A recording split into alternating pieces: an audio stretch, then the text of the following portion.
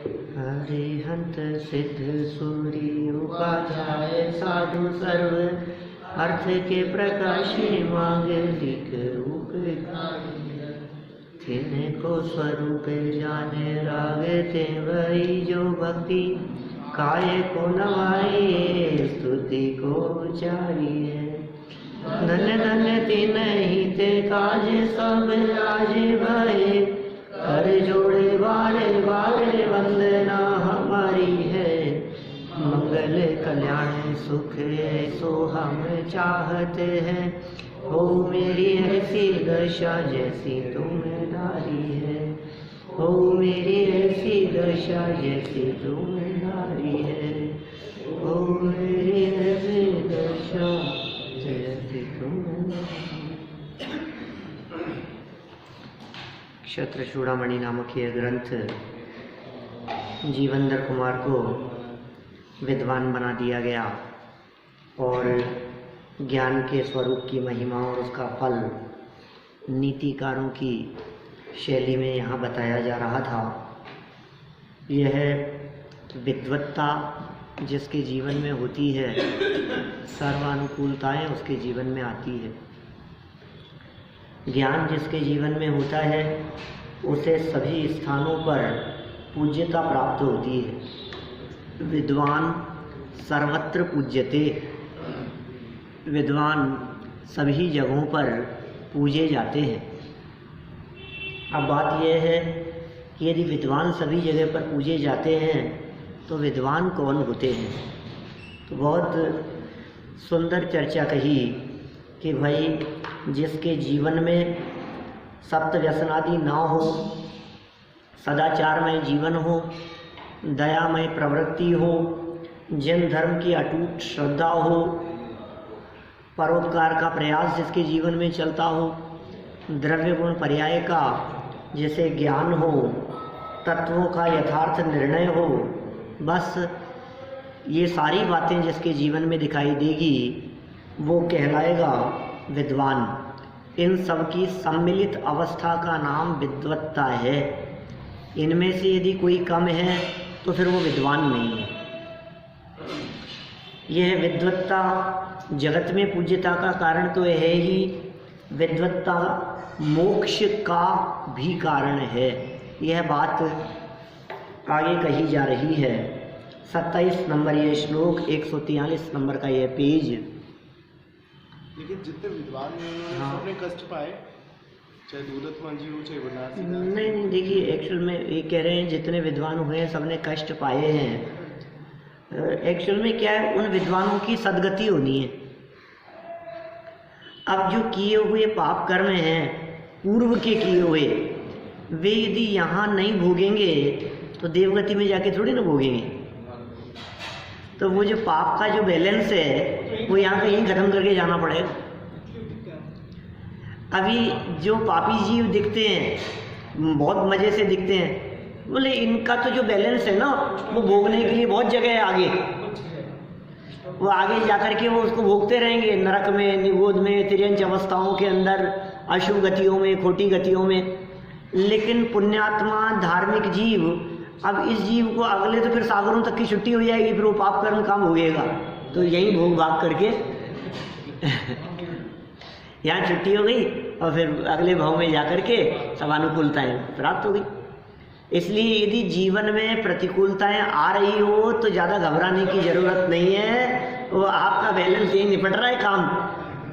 क्या ज़्यादा अनुकूलताएं दिख रही हो तो फिर थोड़ी घबराहट दिखती है। क्यों? क्योंकि जिसे नरक में जाना है वो अपने अनुकूलता और पुण्य का बैलेंस अधिकतम यहाँ खर्च करके जाएगा। क्या? क्योंकि वहाँ जाकर के उसको पुण्य भोगने का चांस नहीं मिलेगा। पुण्य पाप परिणाम प्रति समय बदलते रहते हैं, अंतर्मूर्त में बदलते रहते हैं, उदय भी थोड़ा थोड़ा बदलता रहता है। लेकिन मोटा मोटा जो पुण्य का उदय है वो बैलेंस यहाँ, इसीलिए जो राज संपदा में जो मरते हैं वे नियम से नरक जाते हैं। नियम, राजेश्वरी ते नरकेश्वरी। राजकाज में जो मरे, चक्रवर्ती भी यदि अपने चक्रवर्तित्व पद पर मरे तो नियम से नरक में जाए। क्यों? क्योंकि उसने पुण्य का बैलेंस यहाँ खत्म कर लिया सारा भोग भोग करके। अब भोग भोग करके जो मरा, अब यहाँ तो तेरा पुण्य का तो खत्म हो गया, अब पाप का शुरू होगा, तो वहाँ लगातार पाप का उदय चलता रहेगा। इसलिए किसी के जीवन में पाप का उदय तीव्र दिखाई दे रहा हो, इससे वो व्यक्ति बुरा हो गया हो, ऐसा बिल्कुल नहीं है। क्योंकि तीव्र पाप कर्म के उदय से व्यक्ति को बुरा मानेंगे तो आप पार्श्वनाथ स्वामी को अच्छा नहीं कह पाएंगे, कितनी बड़ी समस्या आ जाएगी। आप जीवनधर स्वामी को अच्छा नहीं कह पाएंगे, कहाँ जन्म हुआ उसका, अरे अभागा है, अशुभ कर्म देखो कैसा पापी है, शमशान में जन्म हुआ है। अरे भाई उससे कोई फर्क नहीं पड़ता है। वर्तमान जो उदय दिखाई दे रहा है ये पाप का उदय है, लेकिन पाप के उदय में भी परिणाम पुण्य के हो सकते हैं, परिणाम धर्ममय हो सकते हैं। इसलिए ये वाक्य आपने कई बार सुना होगा, पाप के उदय से कोई पापी नहीं होता, पाप भाव से पापी होता है, पाप परिणाम से पापी होता है, पाप के विचारों से पापी होता है। पाप का फल मिल रहा है, कोई फर्क नहीं पड़ता है। ज्ञानियों के ऊपर, मुनिराजों के ऊपर, विद्वानों के ऊपर, साधु संतों के ऊपर उपसर्ग आ रहे हैं, पाप का उदय है, लेकिन पापी नहीं। पाप भाव यदि उनके मन में आ जाए तो फिर पापी है। चारों तरफ अनुकूलताएं हो, उदय पुण्य का चल रहा हो, और मन में भाव किसी के प्रति विद्वेष का आए, क्रोध का आवे, भोग का आवे, किसी को देख करके मन खराब हो जाए, तो कहें ये पापी है। तो उदय तो चारों तरफ पुण्य का दिखाई दे रहा है, जय जयकार दिखाई दे रही है, तो हो रहा होगा। उदय पुण्य का, बंधन पाप का कर रहा है। पुण्य के उदय में भी व्यक्ति पापी हो सकता है, और पाप के उदय में भी व्यक्ति पुण्यात्मा ही नहीं धर्मात्मा भी हो सकता है। इसलिए बाहर से नाप नहीं होती, पापी और पुण्यात्मा की नाप, धर्मात्मा की नाप अंदर से हुआ करती है। अंदर दिखता नहीं है तो जगत जन बाहर को देख देख करके कथन किया करता है, क्या फर्क पड़ता है? बाहर के देखने से कोई फर्क नहीं पड़ता है, कितना भी देख लो, ये देखो ये कैसे, अरे अरे यार ये तो ये बहुत पापी। अरे भाई तुम्हें क्या दिख रहा है? ज्ञानियों के जीवन में प्रतिकूलता और पापियों के जीवन में अनुकूलता, ये दोनों बातें देखो, नियम नहीं लगाना, नहीं तो कभी धर्मात्माओं के जीवन में अनुकूलताएं देख करके आप कहोगे कि लगता है अधोगति जाने की। नियम नहीं कह रहा हूं आपको, लेकिन जब कभी आपको ऐसा दिखाई देने लगे, जैसा कि प्रश्न किया अभी यहाँ पारल जी ने, माने ऐसा यदि आपको दिखाई दे रहा हो, अरे जैसे जैसे विद्वान दिखते हैं, बनारसी दास जी के जीवन में अंत समय में ऐसा हो गया, टोटरमल जी के जीवन में हो गया, इनके जीवन में हो गया, भागचंद जी, बुद्धचंद जी के जीवन में ऐसा दिखाई देता है, ज्ञानियों के जीवन में ऐसा तो सुनो, अभी ये जो दिख रहा है ना आपको, ये जो प्रतिकूलता दिख रही है, इस प्रतिकूलता से उनके ऊपर उंगली मत उठाओ। ये प्रतिकूलता उनके जीवन में भले ही दिखाई दे रही है, लेकिन इस पाप कर्म के उदय के काल में भी परिणाम कितने शांत हैं। पाप कर्म के उदय में आपकी दुकान जल सकती है, आग लग सकती है, नुकसान हो सकता है, लेकिन इससे आप पापी नहीं हो गए। आपके परिणामों में कितनी शांति है, इससे पता लगता है कि आप कितने धर्म पढ़ते हैं, सुनते हैं, समझते हैं। ऐसा हो सकता है, अभी किसी के बारे में कहना अच्छी बात नहीं है, लेकिन हम यहाँ रोजाना प्रवचन सुनते हैं, पढ़ते हैं। मान लीजिए किसी को लाखों करोड़ों का नुकसान हो जाए तो कह लो और जाओ सुनने के लिए। आप जाते हो ना, मिल गया फल आपको, अरे भैया ये इसका फल नहीं है, क्या करें। पूर्व के किए गए पता नहीं कौन सा उदय आ गया जिसके कारण वो फल दिखाई दे रहा है, इससे हम कोई पापी हो गए क्या? देखो धर्मात्मा बनने का ढोंग करते हैं ना, सब आ गया फल सामने। बड़े धर्मात्मा बनते हैं, रोजाना जाते हैं प्रवचन सुनने सुनाने के लिए, क्या दम है इसमें? दिख रहा है, एक्सीडेंट हो गया, मरते मरते बचे हैं, चोरी हो गई, अभी ये क्या क्या है कि धर्मात्मा है ये? अरे भाई तो इससे धर्मात्मापन का क्या संबंध है? वो अलग काम है, ये अलग काम है। और हम ये कह रहे हैं कि सुनो, तुम्हारे यदि आग लग जाती तो आत्महत्या करने की सोचते, और हमारे आग लग गई तो परिणामों में इतनी शांति है कि जो जाना था चला गया, जिसका जैसा परिणाम होना था। ये शांति इसका फल है।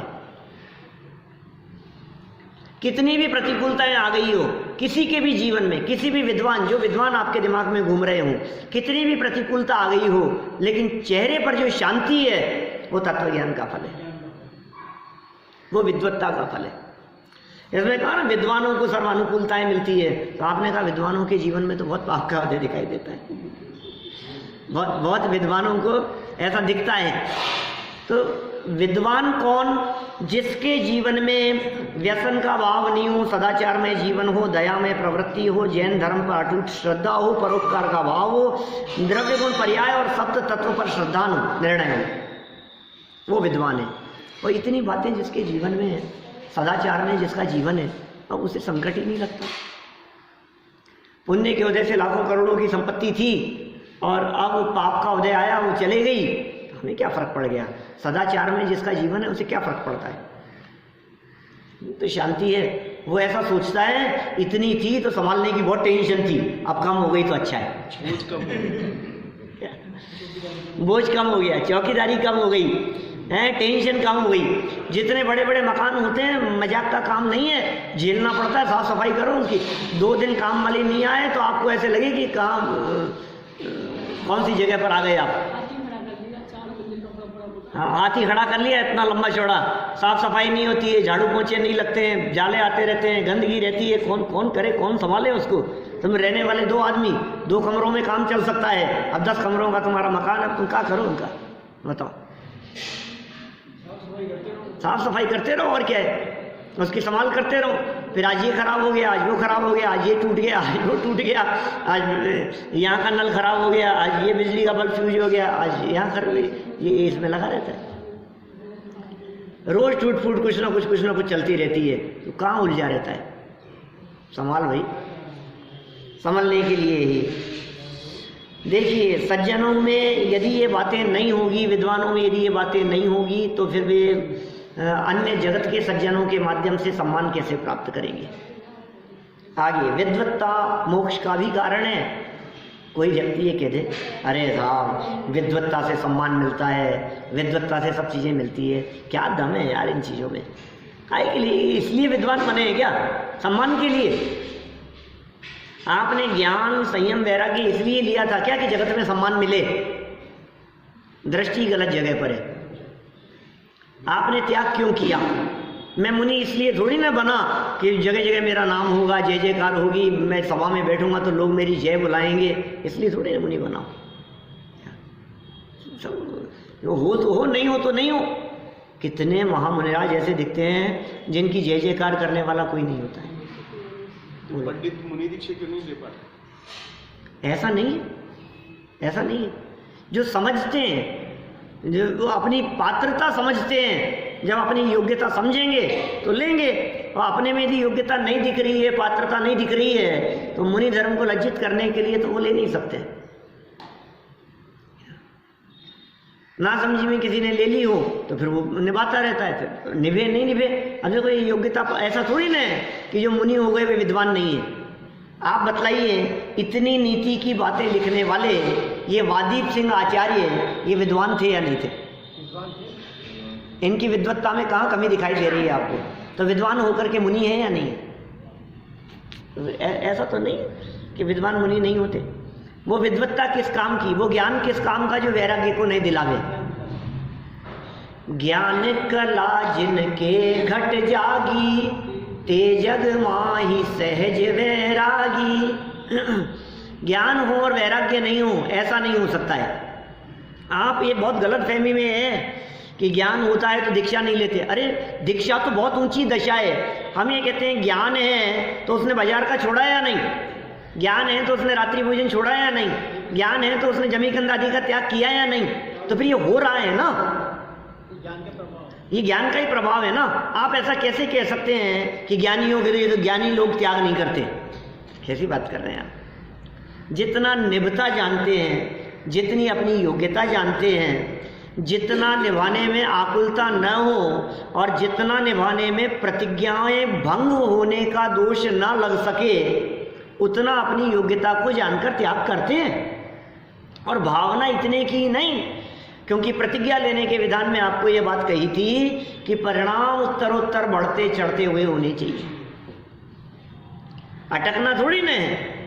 जिन ज्ञानी जीवों ने थोड़ा त्याग किया है वे भी भावना तो ये बातें हैं, हो मेरी ऐसी दशा,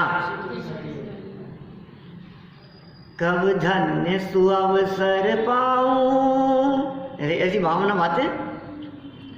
संत साधु बन के विचरूं, वह घड़ी कब आएगी। किसका लिखा हुआ भजन है? निश्चित रूप से किसी मुनिराज का लिखा हुआ तो नहीं होगा, क्योंकि जो भावना भा रहे हैं कि मैं संत साधु बनकर के विचरण करूं, तो वो इसका मतलब संत तो नहीं है ना अभी। क्या इसका मतलब? ये उन्हीं विद्वानों की बात कर रहा हूं जिनके बारे में आप कह रहे हैं कि नहीं हो रहे हैं, वो भावना भाते हैं। आपको मालूम, बनारसी दास जी भले मुनि ना बन पाए हो, लेकिन बनारसी दास जी मुनि बनने की प्रैक्टिस किया करते थे।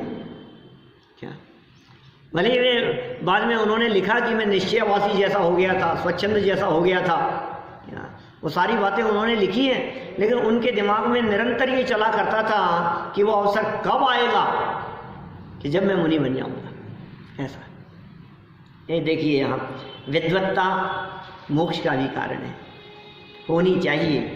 कह रहे हैं यहाँ, वे पश्यन्त्यम ही जीवानाम जीवित मनिंदितम अपवर्गे मार्गोय मदह क्षीरमिवोषधम। क्या कह रहे हैं? नीतिकारों की नीति है, निश्चय से मनुष्यों का पांडित्य जीवन पर्यंत प्रशंसनीय है और यह मोक्ष का भी मार्ग है। जैसे दूध शरीर को पुष्ट करने वाला होता हुआ औषधि भी है। दूध के दो काम है, दवाई का भी काम करता है और शरीर का भी पोषण करता है, शरीर को भी पुष्ट करता है। ठीक इसी तरह से विद्वानों की विद्वत्ता जगत में भी प्रशंसा का कार्य करती है और उन्हें मुक्ति तक भी पहुंचाने का कार्य करती है, माने उन्हें मोक्ष की प्राप्ति भी करा देती है। यह विद्वत्ता। देखिए, जैसे दूध शरीर को पुष्ट करने वाला होने के साथ ही औषधि का भी काम करता है, वैसे ही विद्वत्ता जीवों के लिए जीवन में पूर्ण रूपेण प्रशंसनीय तो होती ही है, साथ ही मोक्ष का मार्ग भी प्रशस्त करती है। मेरे को पीछे विद्वत्ता के संदर्भ में कुछ और कहना है। पीछे जो चर्चा चली ना विद्वत्ता के बारे में, क्या विद्वत्ता शब्द का जब प्रयोग किया जाता है, अभी तत्काल जो विकल्प और आए तो व्यक्त कर रहा हूँ। विद्वत्ता कहते ही आप सबकी दृष्टि या तो मेरे पर पड़ेगी क्या, यह यहाँ आने वाले और विद्वान प्रवचन करने वालों पर पड़ेगी। देखो, यहाँ विद्वत्ता के जितने लक्षण और गुण बतलाए गए, उनमें एक भी गुण ऐसा नहीं कहा कि जिसमें ये कहा हो कि लोगों को समझाने वाला, सिखाने वाला हो, उपदेश देने वाला हो। देखो जरा, इसका मतलब समझने, सिखाने, समझाने से विद्वत्ता का संबंध नहीं है। क्या जिसके जीवन में ये लक्षण दिखाई दे रहे हैं वो विद्वान है। अब ये विद्वान सभा में बैठे हुए कोई भी व्यक्ति हो सकते हैं, जिसके जीवन में सत्व व्यसन नहीं है, जिसका जीवन सदाचार में है, दया की जिसकी प्रवृत्ति है, धर्म पर जिसको अटूट श्रद्धा है, परोपकार का प्रयास करता है, द्रव्य गुण पर्याय का ज्ञान है और तत्वों का निर्णय। अब बतलाओ, अब ये किस में लागू नहीं होता? पारस जी, सारे लोगों पे लागू हो सकता है ना? क्यों अरुण जी? सब सभा में सबके ऊपर लागू हो सकता है ना? इसका मतलब विद्वत्ता की जो चर्चा चल रही थी और विद्वत्ता की जो गीत गाए जा रहे थे, क्या ये दृष्टि सामने वालों की तरफ सबके ऊपर लागू होती है? ये बात, हम सब विद्वान हैं, सब में विद्वत्ता है और हमारी ये विद्वत्ता ये हमारे काम आने वाली है। ये विद्वत्ता मुक्ति मार्ग तक ले जाने वाली है, ये मोक्ष मार्ग को प्रशस्त करने वाली है। इसलिए ऐसा ना समझें कि पढ़ाने वाले, हम तो साहब किसी को पढ़ाते ही नहीं है, हम थोड़ी ना पढ़ाते हैं किसी को, विद्वान तो वो हैं, इस विद्वानों का काम है, हमारा थोड़ी ना। कि इसमें विद्वानों का काम क्या लिखा है? समझना विद्वानों का काम है, जिसमें समझ विद धातु ज्ञान के अर्थ में आती है। विद्वान, विद माने होता है ज्ञान, और वान माने होता है धारण करने वाला। तो विद्वान जिसके जीवन में ज्ञान उतरा हो उसका नाम विद्वान है। विद शब्द का प्रयोग विद्या, विद धातु जो है ना ज्ञान के अर्थ में प्रयोग की जाती है संस्कृत में विद। तो ये कह रहे हैं यहाँ विद्वत्ता, ये मेरे को ये विकल्प आया इसलिए मैंने बीच में आपसे ये विद्वान के संदर्भ में बात की। बातें तो और भी दिमाग में आ गई थी एकदम, लेकिन वो फिर निकल गई, कोई बात नहीं।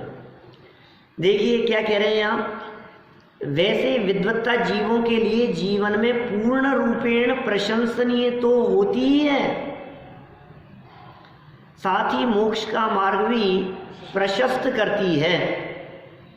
यह विद्वत्ता मोक्ष के मार्ग को भी प्रशस्त करेगी। देखिए विशेषार्थ, विद्वत्ता पांडित्य अर्थात जीवादि 6 द्रव्यों और 7 तत्वों का वस्तुपरक परिपक्व और यथार्थ ज्ञान। क्या कहा? विद्वत्ता माने क्या है? अभी इसमें भी देखो कहीं नहीं लिखा इन्होंने, कहीं मैंने इसलिए मैंने ये वापस ध्यान आकर्षित किया आपका कि कहीं इतनी चर्चा सुनने के बाद भी, विद्वत्ता के लक्षण पढ़ लेने के बाद भी विद्वत्ता बस ऊपर बैठे हुए लोगों में ही दिखाई देवे, कुर्सी पे बैठे, माइक लगे, मंच पर बैठे हुए लोगों में विद्वत्ता दिखाई दे। अरे नीचे वाले लोग भी सब विद्वान होते हैं क्या? जीवादि 6 द्रव्यों और 7 तत्वों का वस्तुपरक और परिपक्व और यथार्थ ज्ञान। आत्मा के अनंत गुणों में ज्ञान प्रथम गुण है। ज्ञान का नंबर 1 है आत्मा के अनंत गुणों में से। अन्य अनंत गुणों की तथा स्वयं अपनी जानकारी देने में यह ज्ञान गुण ही वास्तव में कार्यकारी।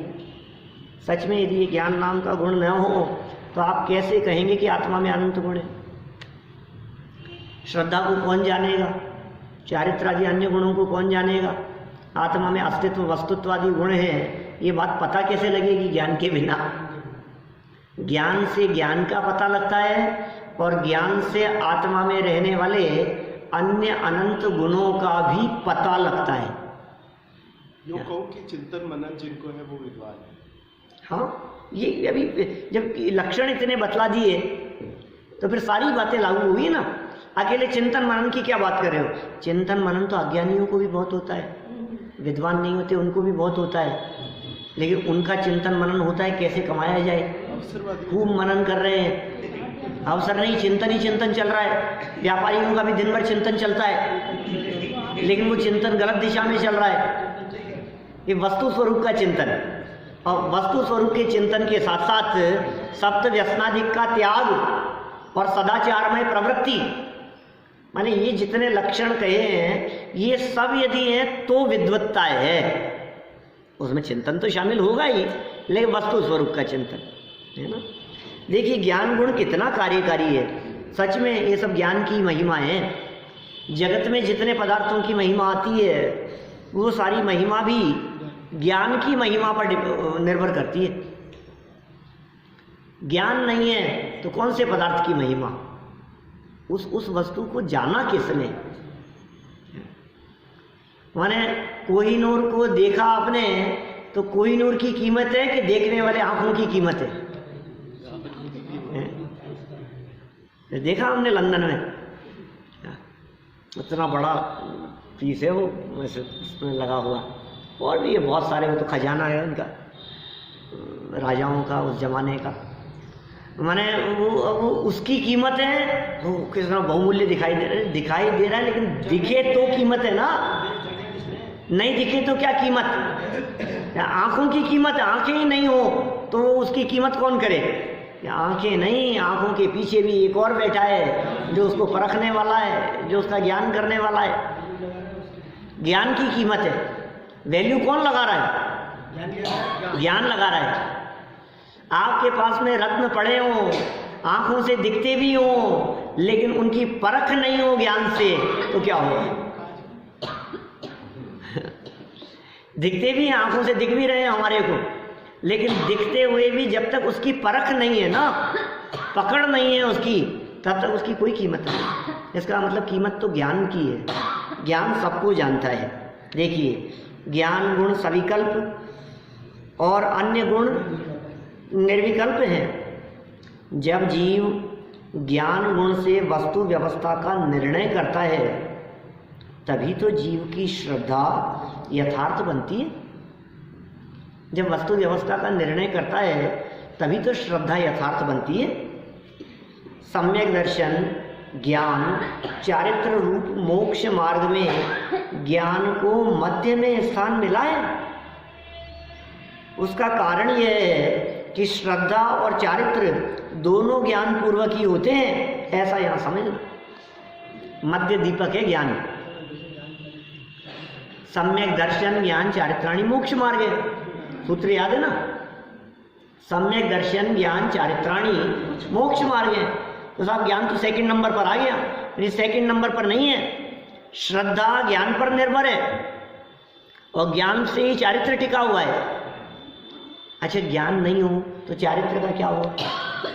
बोलो, ज्ञान नहीं हो तो चारित्र का क्या होगा?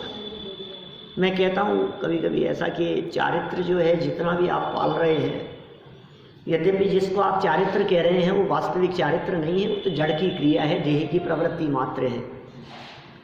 लेकिन जो भी चारित्र है, जैसे आप चारित्र समझ रहे हैं, चारित्र होना चाहिए इस तरह का प्रवृत्ति स्वरूप जिसकी हम बात करें, व्यवहार चारित्र जैसे हम कहें, तो उस चारित्र की दृढ़ता के पीछे ज्ञान का बल चाहिए। क्या दीपेश जी, आज अष्टमी है, आपके यदि ज्ञान का बल नहीं हो ना, तो आपको अरे यार क्या फर्क पड़ता है, इसमें क्या है, पहले से व्यक्ति त्याग कर देता है। अब उस नियम को पालन कब कर पाएगा? मैंने कई लोगों के घरों में देखा है, बहुत लोग, अभी कल ही किसी का फ़ोन आया मेरे पास में, दिल्ली से कोई अनजान व्यक्ति थे, यूट्यूब पे प्रवचन सुनते थे, कहीं से नंबर लेकर के कॉल किया, फिर प्रश्न करने लगे, चर्चा करने लगे मेरे से। बोले महाराज को आहार दिया था, उन्होंने ऐसा ऐसा त्याग करा दिया और अब ऐसा ऐसा निभ नहीं पा रहा है, अब क्या करूँ? बोले मेरे से, तो मैंने ये, तो अब क्या करूँ? मैंने ये नहीं कहा कि आप उस नियम को तोड़ दो, मैंने कहा आपने जो नियम लिया है, जो उन्होंने बात कही उनको उस संदर्भ में कही, मैंने कहा आप उसकी गहराई को समझो। जब आप उसे समझेंगे ना तो आपका वो नियम पलेगा। आप बिना समझे कर रहे हैं ना तो निभा नहीं पा रहे हैं, आपको फील नहीं हो पा रहा है। आपने मान लीजिए चमड़े के जूते चप्पल का त्याग कर दिया, नहीं पहना आपने, किसी ने त्याग करा है, हमने भी छोड़ दिया यार, आज पंडित जी इतना कह रहे थे हमने छोड़ दिया, चमड़े की चीज़ों को हाथ नहीं लगाएंगे। और फिर महीने 2 महीने 6 महीने साल 2 साल 5 साल बाद में क्या है, ठीक है, तो ये क्या हुआ, ऐसा क्यों हुआ? आपने यदि उसको जान लिया कि ये जो चीज़ है ना, ये क्या चीज़ है, आपको चमड़ा दिखने पर ये दिखना चाहिए कि वो गायों भैंसों को, बैल को उनकी चमड़ी उतारी जा रही है, ये देखो आप ये उतारते हुए दिखाई दे रहे हैं, ये देखो, फिर उनको धो करके साफ करके उसमें से खून साफ करके फिर उसको ये कटिंग हो रही है किस तरह से, फिर उसको ये बन रहा है, ये पहन रहे हो आप पहन सकते हो क्या बताओ? भाव नहीं आएगा पहनने, अब भाव नहीं आएगा। आपको ये जो चमड़े का जो बेल्ट दिखाई दे रहा है, ये बेल्ट क्या चीज़ है आपको मालूम है?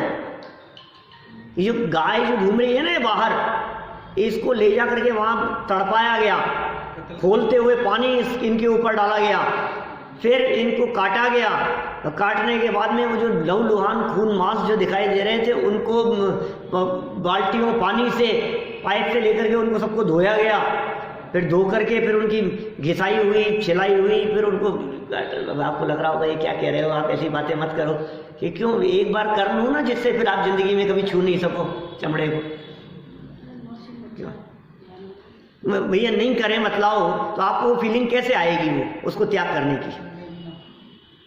चमड़े का बेल्ट यदि किसी के जीवन में नहीं छूट रहा है, चमड़े के जूते यदि नहीं छूट रहे हैं, चप्पल यदि नहीं छूट रही है, तो फिर इसका मतलब है कि वो उसको फील नहीं कर पा रहा है, वो क्या चीज़ है, वो छूने लायक है। मैं कभी कभी कहता हूँ मैं ऐसा मैंने कई बार कई बड़ी सभाओं में कही है ये बात। मंदिर के बाहर लिखा रहता है चमड़े के जूते चप्पल आदि मंदिर में ले जाना मना है। तुम क्या कह रहे हो आप?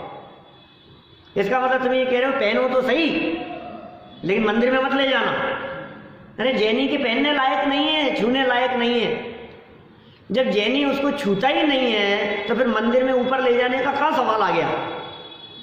चमड़े से बनी हुई कोई भी वस्तु आप यहीं नीचे उतार करके जाएं तो अरे वाह, आप पहनो खूब पहनो, हमें कोई दिक्कत नहीं है, लेकिन नीचे उतार करके जाना, ऊपर जाओ तब। ये क्या उपदेश दे रहे हो आप?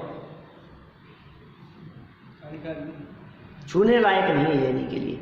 मैं ये बात इसलिए कही, ज्ञान की महिमा की बात चल रही है। ज्ञान में यदि वो बात समझ में आ गई, अब चारित्र हिल नहीं सकता। लेकिन पूर्वा बिल को तो कोई ज्ञान था ही नहीं, फिर भी उसने अष्टमी को कौवे का मांस नहीं। कैसे नहीं था उसको ज्ञान? उसको इतना ज्ञान था कि मैंने इसका त्याग किया है और मुनिराज ने मुझे त्याग कराया है, ये अच्छी चीज नहीं है। अच्छी चीज तो मांस खाना ही नहीं है, मुनिराज ने तो ये समझाया था। लेकिन मेरा तो काम ही यही, दिन रात में नहीं कर सकता, लेकिन जितना मैंने किया है उसको दृढ़ता से निभाऊंगा। बोलो, जितनी समझ थी उसकी, कमजोर था, मंद बुद्धि था, गांव का ग्रामीण था, जो भी स्थिति थी उसकी, लेकिन समझ जितनी थी उसको दृढ़ता से उसने निभाया। हमें ये कहना है श्रद्धा के बाद में ज्ञान है और चारित्र के पहले ज्ञान है। आपकी श्रद्धा भी कब मजबूत होती है? जब ज्ञान साथ में होता है। आपका चारित्र कब मजबूत होता है? जब ज्ञान साथ में होता है। लोग कहते हैं ज्ञान ज्ञान में क्या रखा है, कई लोग इस तरह की बातें करते हैं। चारित्र करो, कोई नियम लो, संयम लो, काम तो उससे होगा, ज्ञान से क्या होगा? वह सब ज्ञान से ही होगा। अरे पूरी बातों से क्या होगा?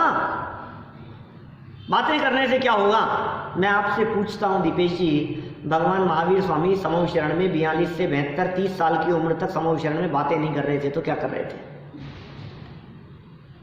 उन्होंने क्या किया समूह शरण में बैठकर? 30 साल तक बातें की ना, उपदेश ही तो दिया ना, समझाने का ही तो काम किया, यही काम तो हुआ। गणधर क्या कर रहे थे वहां इंद्रभूति बैठ करके? उपदेश के अलावा और क्या काम कर रहे थे? ज्ञान ही होता है, समझ ही होती है। ज्ञान और समझ जब जीवन में आता है, जब समझ में वो कोई बात विषय आता है तो फिर चारित्र अपने आप होता है, फिर श्रद्धा अपने आप। श्रद्धा की मजबूती के पीछे भी ज्ञान का आधार होता है। ज्ञान का आधार नहीं हो तो श्रद्धा मजबूत नहीं होती है आपकी। एक व्यक्ति रोजाना दर्शन करके चला जाता है, अब उसकी श्रद्धा यहाँ मंदिर जैन धर्म के प्रति कितनी है, और जैसे जैसे समझने लगा वैसे वैसे हमारा जैन धर्म के ऊपर विश्वास बढ़ने लगा, श्रद्धा बढ़ने लगी। ज्ञान से श्रद्धा बढ़ती है। बाहर से आया हुआ कोई व्यक्ति है और जयपुर में किसी डॉक्टर को दिखाना है और एक डॉक्टर को जाकर के दिखाया, अब ठीक है जाने कौन है क्या है, अपने को तो मिल गया। बाद में मालूम चला कि ये पता है डॉक्टर कौन था, तुम्हें कैसे चांस मिल गया? ये डॉक्टर तो देखता ही नहीं किसी को, बहुत बड़ा आदमी है, 2-2 3-3 महीने के अपॉइंटमेंट लेने पड़ते हैं। आपको पता है वैद्य जी, सुशील जी वैद्य जी साहब, 3-3 महीने 4-4 6-6 महीने पहले नंबर लगते हैं लोगों के, और तुम दिखा तुम्हें महिमा ही नहीं आ रही। तो जैसे ही जाना ना, ओह ऐसा, तो कब महिमा आई बतलाओ? अपने को कब महिमा आई उनकी? अब हमने जाना ही नहीं तो महिमा ही नहीं है। माने जो श्रद्धा उनके ऊपर जानने के बाद बढ़ेगी, वो श्रद्धा उनसे कितना भी रोजाना मिलते हो वो श्रद्धा नहीं बढ़ती है। रोज मिलते हैं, रोज उठते बैठते हैं, क्या हमें पता ही नहीं है। हमें कोई ये काम कराना था और हमने किसी से पूछा कि भाई ये हमारे को काम कराना है, ये काम कौन कर सकता है? बोले यार ये काम तो वो कर सकते हैं, एक वो जो है ना, यार वो काम मिली। अरे यार वो तो तुम्हारे आते हैं ना रोजाना मंदिर में। मैंने क्या बात कर रहे हो? कौन है? मुझे तो नहीं मालूम कि वो बहुत बड़े ऑफिसर हैं वो वहाँ, हमें तो मालूम ही नहीं है। फिर जब उन्होंने, अरे ये तो मैं रोज ही मिलते हैं, रोज यजन करते हैं इनसे, तो हम मुझे नहीं मालूम था कि इनका ऐसा काम है, ये इस पोस्ट पर है। तो अभी वो रोजाना बैठते थे, रोज आते थे, रोज मिलते थे, तो वो निगाह ठीक है, साधन भी है, रोज मंदिर आते हैं, रोज निकलते हैं यहाँ से, कोई पता ही नहीं थी। और अब जब पता लग गया तो फिर अब क्या होगा? ये जो फर्क पड़ा है, ये फर्क ज्ञान के आधार पर है। श्रद्धा वो भी ज्ञान पर, चारित्र वो भी ज्ञान पर। इसलिए कितना सुंदर वाक्य लिखा है, बड़े बहुत चिंतन से निकली हुई बातें हैं ये सब। क्या कह रहे हैं? सम्यक दर्शन ज्ञान चारित्र रूप मोक्ष मार्ग में ज्ञान को मध्य में स्थान मिला, ज्ञान को बीच में स्थान क्यों दिया? उसका कारण यह है कि श्रद्धा और चारित्र दोनों तरफ उसकी निगाह हो ज्ञान की। इसको बीच में रखो। देखो क्या होता है, दो छोटे बच्चों को, 2-2, 3-3 साल के बच्चों को यदि आपको 2 बच्चों को ले जाना हो तो एक को लेफ्ट हाथ से पकड़ते हो, दूसरे को राइट हाथ से पकड़ते हो, बीच में गुजरेते हो। ऐसा नहीं करते नहीं, दोनों बच्चों को एक ही साइड में ले लो। तो ऐसा क्यों कर रहे हो आप? क्योंकि यदि वो हम बीच में हैं तो इसको भी संभाल रखा है और इसको भी संभाल रखा है। अब ये ज्ञानचंद जी बीच में है, तो ये ज्ञानचंद जी श्रद्धा को भी संभाले हुए हैं। श्रद्धा विचलित कैसे हो जाएगी? समझ है भाई साहब, श्रद्धा विचलित नहीं होगी। तो श्रद्धा को भी संभाले हुए हैं और चारित्र को भी संभाले हुए हैं। चारित्र से भ्रष्ट कैसे हो जाएगा? चारित्र से विचलित कैसे हो जाएगा? समझ है, समझ पूर्वक काम करने की यहाँ शिक्षा दी गई। उसका कारण यह है कि श्रद्धा और चारित्र दोनों ज्ञान पूर्वक ही होते हैं। यह समझना चाहिए, यहाँ ऐसा समझना। अब बड़ी गजब की बात कह रहे हैं। और देखो, मौन रहना सर्वोत्तम उत्तर। No reply is best reply. मौन रहना ये बेस्ट रिप्लाई है। ये ऐसी रिप्लाई की बात कर रहे हैं। मौन रहना सर्वोत्तम उत्तर। नीतिकारों का ही श्लोक है भाई, नीति के आधार पर ही बात कर रहे हैं। क्या कह रहे हैं देखिए, इत्युदन्तं गुरौ श्रुत्वा शिष्यो नोत्तरमुचिवान् स्ववाचा किन्तु वक्त्रेण शिष्योपाध्यायिका हि सा। शिष्य कौन था? कहानी चल रही है, जीवेंद्र कुमार को मत भूलो भाई। शिष्य ने इस प्रकार गुरु के वृत्तांत को सुन करके अपनी वाणी से उत्तर नहीं दिया, क्योंकि गुरु के मुख से क्या सुन रहा था? अपनी प्रशंसा सुन रहा था शिष्य। यही तो चल रहा था, तुमने ऐसा किया, तेरे ग्रास खिलाने से रोग दूर हो गया, तेरे हृदय में बहुत करुणा थी, तेरे को देखते ही ऐसा पता लग गया। मैंने ये सब जितनी बातें कही जा रही थी, तो क्या कह रहे हैं ये? अपनी वाणी से उत्तर नहीं दिया, किंतु मुख की चेष्टा से ही उत्तर दिया। निश्चय से यही शिष्य और गुरुपना है। अर्थात शिष्ट शिष्य गुरु के समीप वाचाल नहीं होते हैं। क्या? जिन शिष्यों में शिष्टता होती है वे गुरु के प्रति वाचाल नहीं होते। जिज्ञासा भाव से प्रश्न करते हैं, लेकिन खोटे तर्क नहीं करते। क्या? आज्ञा का पालन करते हैं और अपनी सहमति उन्हें प्रदान करते हैं। ये भी गुरुओं के पर उपकार है, जैसा कल परसों चर्चा की थी अपन ने। देखिए, वाचाल नहीं होते, सरल अर्थ पढ़ते हैं आगे। इस प्रकार शिष्य जीवेंद्र कुमार ने गुरु के श्रीमुख से उनके पूर्व जीवन का वृत्तांत सुना। क्या? किसके पूर्व जीवन का? स्वयं के पूर्व जीवन का। इस प्रकार शिष्य जीवेंद्र कुमार ने, वापस देखो क्या लिखा, इस प्रकार शिष्य जीवेंद्र कुमार ने गुरु के श्रीमुख से उनके, गुरु के मुख से गुरु के ही, उनके पूर्व जीवन का, पिछले जीवन का वृत्तांत सुना, परंतु मुख से बोलकर कुछ उत्तर नहीं दिया। फिर भी उनकी मुख मुद्राओं ने उत्तर दे ही दिया। सच्चा गुरु और शिष्यपना इसी को कहते हैं। आप कहो या ना कहो, आपकी मुख मुद्रा सब कुछ कह जाती है। क्या? आपका हाव भाव सब कुछ कह जाता है। आप कहो या मत कहो मास्टर साहब, लेकिन आपको कितना समझ में आ रहा है ये आपके चेहरे से पता लगता है। आप तो बच्चों को पकड़ते थे। क्या? बच्चों का चेहरा, एग्जाम देते हुए बच्चे का चेहरा बता देता है कि इसको कितना आ रहा है और ये कितने नंबरों से पास होगा, बोलो अंदाजा लग जाता है। कक्षा में बैठे हुए विद्यार्थियों से पहचान लेते हैं। आज का स्टूडेंट तो तुरंत कह देता तू और भिक्षु को कार आ जा।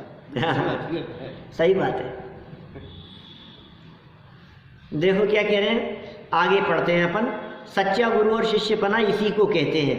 विशेषार्थ श्लोक क्रमांक 6 से 27 तक कब से चल रहा है देखो आप, अपन इतनी लंबी कथा सुना रहे हैं लगता नहीं है अपने इतने दिन से। कहानी कितनी सी है, 4 लाइन की कहानी नहीं है। श्लोक नंबर 6 से 27 तक जीवेंद्र कुमार ने अध्यापक आर्यानंदी से सब वृत्तांत सुना। इतने छंदों में 6 से 27 कितने हो गए, 22 छंद हो गए, 22 श्लोक हो गए, 21 22 होंगे सब, थोड़ी सी तो गणित हैं, 5 ही तो कम होंगे ना 27 में से। हाँ तो थोड़ी सी तो कैलकुलेशन सही है। देखो श्लोक क्रमांक 6 से 27 तक जीवेंद्र कुमार ने 22 श्लोकों में अध्यापक आर्यानंदी जो पढ़ा रहे थे उनसे सब वृत्तांत सुना और समझ भी लिया कि ये सर्वकथन हम दोनों का ही है। समझ भी लिया, डायरेक्ट कहो या नहीं कहो, पूरी कहानी सुनाकर सब बातें समझ में भी आ गई। फिर भी जीवेंद्र कुमार गंभीर और मौन बने रहे। ऐसे प्रसंग पर न बोलना ही उनकी विशेषता प्रकट करती है। क्या बोलते ऐसे प्रसंग पर, हाँ मैं तो हुई ऐसा ही ये तो छोटी सी बात थी गुरुजी, आपको पता नहीं है, मैं तो और भी विशेष ज्ञान, मेरे को तो और भी इतनी बातों का पता लग गया था। आप तो इतने से ही कह रहे हो, आप ज़्यादा अपने बखान नहीं करता, कुछ बोलता नहीं है, ठीक है। गुरु ने प्रशंसा की है तो ना बोलना ही वहाँ उनकी विशेषता को प्रकट कर रहा है। गुरु को शिष्य से कुछ छिपाना नहीं चाहिए। उल्टी बात नहीं लिखती क्या, शिष्य को गुरु से कुछ नहीं छिपाना चाहिए। ये तो यहाँ यही कह रहे, गुरु को शिष्य से कुछ छिपाना नहीं चाहिए, गुरु को भी नहीं छिपाना चाहिए। विद्यार्थी से क्या छिपाया, उसको सारी बात बता देनी चाहिए। अतः गुरु ने सब आवश्यक विषय बता ही दिया। यही गुरु और शिष्य का सच्चा स्वरूप है। अरे शिष्य को यदि आप कुछ बातें छिपा लोगे तो इसका मतलब आपको शिष्य के प्रति उपकार भाव नहीं है। जिस विषय को पढ़ा रहे होते हैं गुरु अपनी कक्षा में, उस विषय के बारे में कुछ भी अपने शिष्य से छिपाते नहीं। कमजोर रह जाएगा बच्चा। आप सारी बात बतलाओ, उसको पूरा सिखाओ, हर एंगल से सिखाओ, उस विषय के बारे में पूरा ज्ञान कराओ। यदि आप पूरी बात नहीं सिखा रहे हैं, इसका मतलब ये है इसको तो नहीं सिखाना चाहते और किसी और का नंबर लग जाए ऐसा आप सोच रहे हैं। ऐसा होता है ना, यदि 5-7 विद्यार्थी पढ़ते हैं तो किसी को बता दिया, किसी को नहीं बतलाया, किसी के बारे में सोचा कि यार इसको क्या बताना है, इसको तो बताओ सारी बातें। तो जिसको योग्य समझते हैं गुरु उसको सारी बातें सिखाते हैं। गुरु में यदि ये लक्षण है सारी बातें सिखाने का, तो शिष्य में भी ये लक्षण है गुरु की सभी बातों को आवश्यक रीति से, योग्य रीति से, मौन स्वीकृति पूर्वक, चेहरे के हाव भाव और मुद्रा पूर्वक उन बातों को स्वीकार करें। अतः गुरु ने सब आवश्यक विषय बता ही दिया। यही गुरु और शिष्य का सच्चा स्वरूप है। अब देखो दोनों ही, यह जीवेंद्र स्वामी ये गुरु का परिचय प्राप्त करके बहुत आनंदित हुए। यह चर्चा नीचे बतला रहे हैं और इसमें भी फिर कुछ नीति छिपी हुई है, उसकी चर्चा भी अपन कल करेंगे। अभी यही बात को विराम देते हैं। जनवाणी स्तुति।